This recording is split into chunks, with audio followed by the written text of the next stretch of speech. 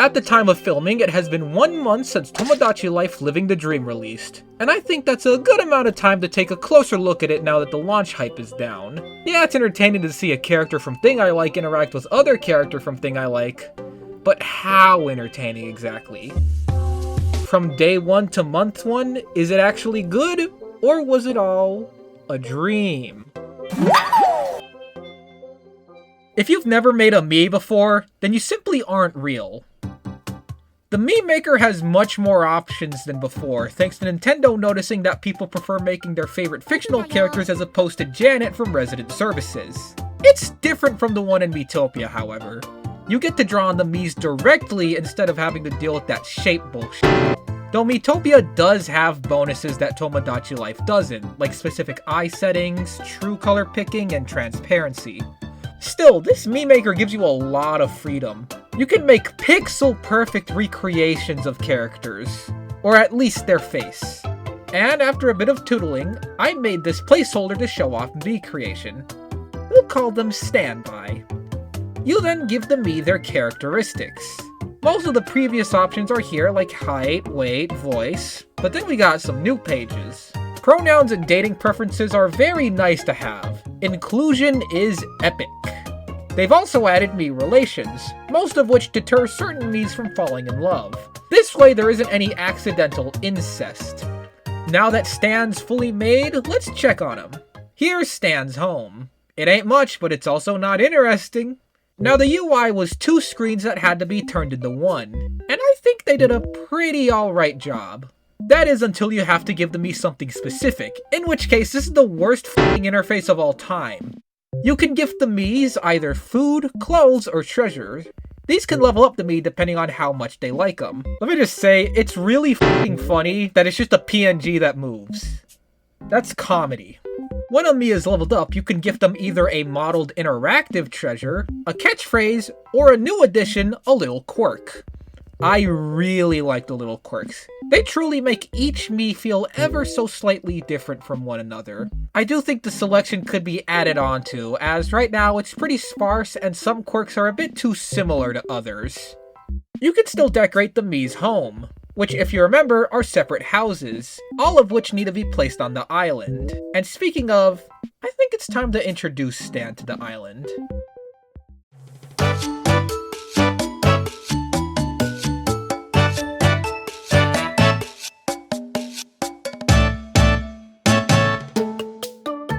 Welcome to an island open to all manner of Mii. From the kind-hearted, reserved, goofy, adventurous, diseased, manipulative, sadistic, capitalistic, or just plain odd. All are welcome on the island of Hoktua.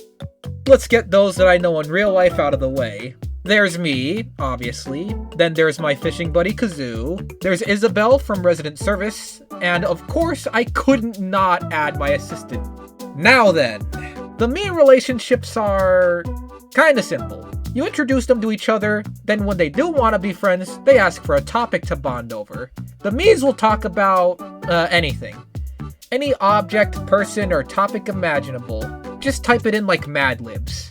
It's funny to see Miku talking about weapon reskins in TF2. You know, they've always been a strange case to me. On one hand, if you like how a weapon works but hate how it looks, it's nice to have another option to choose from. But it feels like no matter the Mii's personality type, every Mii is just too buddy-buddy friendly. I have 4 villains on my island, each a different type of f***ed up, and they're all just uncharacteristically kind. And I get it. Having the Miis be too outwardly rude or aggressive is just out of character. I do think it would be fun if there was a toggle or option of some sort to make the Miis more mischievous.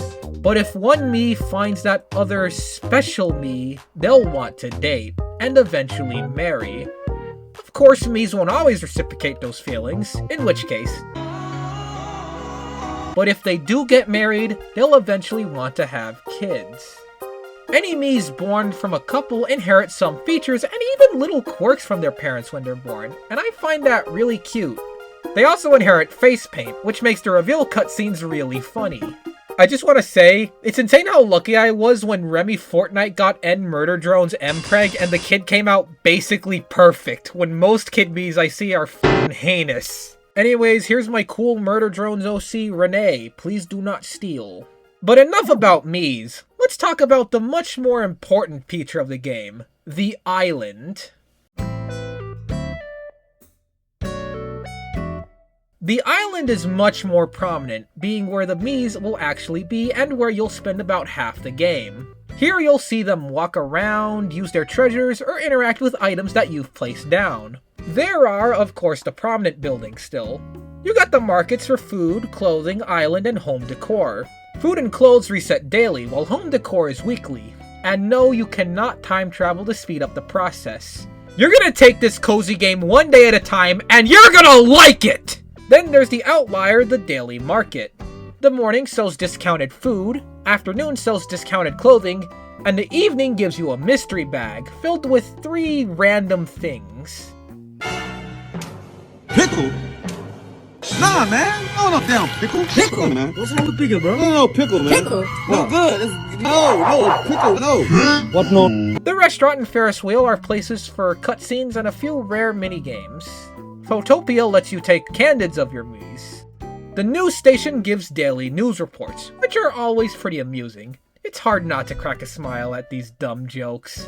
The fountain is where you level up your Mii Battle Pass. You get warm fuzzies whenever you make a Mii happy. Get enough and your island levels up. You can then unlock decor, quirks, or you can use it on a travel ticket, which sends your Mii to destination.png. You have a whole island to make as you see fit, as long as how you see fit is square. I understand why they did this, to help streamline customization and not make it a total pain. Like, it doesn't kill the illusion, it just stabs it in the shoulder. But to cover that wound, we have the decorated bandage that is the pallet house. Here, you can make f***ing anything. Food, clothes, treasure, outside and inside decor, homes. This island is your canvas. Here are a handful of the things that I created. And that's just me. Looking online, you can see absolute masterpieces, taking full advantage of this pallet house. When it was first revealed, though, there were some concerns. Firstly, I swear there was this other Nintendo game where customization was prioritized over the gameplay, but nothing's coming to mind.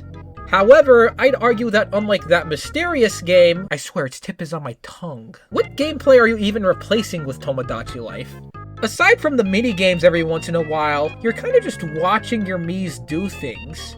Customization is the main point of this game. Making Mii's, making the island, and making everything else that you desire. That segues into the other concern, censorship. Considering previous games let you share Mii's, how would Nintendo be able to distinguish what is and what isn't okay to publish to their service? And the simple solution? They didn't.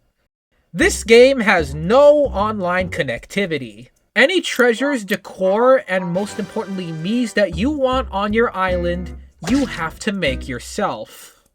Like, I guess there is local play, but my hot take is that I actually like that you can't just download pre-made stuff. I think it's charming how each and every version of a Mii is ever so slightly different from one another. Everyone's cigarettes and Miku's are unique in their own way. Listen, I'm not trying to discredit those that aren't artistically talented and just wanted to play the funny dollhouse game. I just think if you're buying the create things game and don't create things, it's kind of on you for that blunder. Oh, also to anyone that imports PNGs instead of drawing things, I just got a call from Big Loser Town. They elected you mayor. I do have some problems though. It's nothing major or game ruining, just small nitpicks I'd like to see fixed in an update. You know, more cutscenes is obviously a given. I feel like I've seen a majority of this game's cutscenes already, and it's only been a month. An idea I had in mind involves the level up treasures. Mii's have special interactions if they share a certain treasure. I think it'd be cool if there were cutscenes with differing treasures. Have a toy sword Mii use it as a bat when interacting with a baseball Mii. Have a camera Mii take a picture and a laptop Mii would put a filter or effect on it.